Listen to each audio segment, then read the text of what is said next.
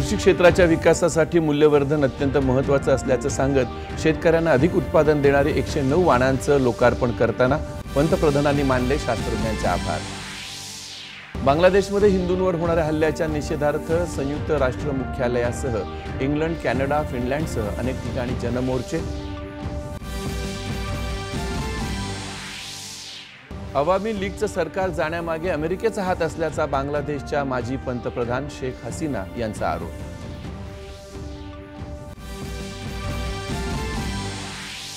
जम्मू काश्मीरच्या अनंतनाग आणि किश्तवाडमध्ये सुरक्षा दल आणि दहशतवाद्यांमध्ये चकमक, अनंतनागमध्ये 2 जवान शहीद।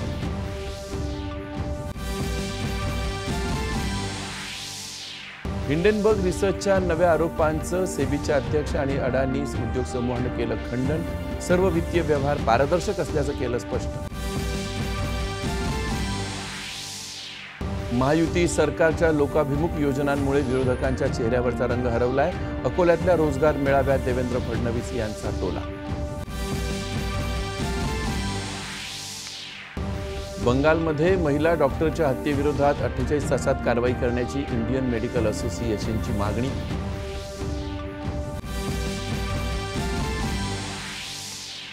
माजी परराष्ट्र मंत्री के नटवर सिंग यांचं गुरुग्राम इथं दीर्घ आजारानं निधन, उद्या अंत्यसंस्कार।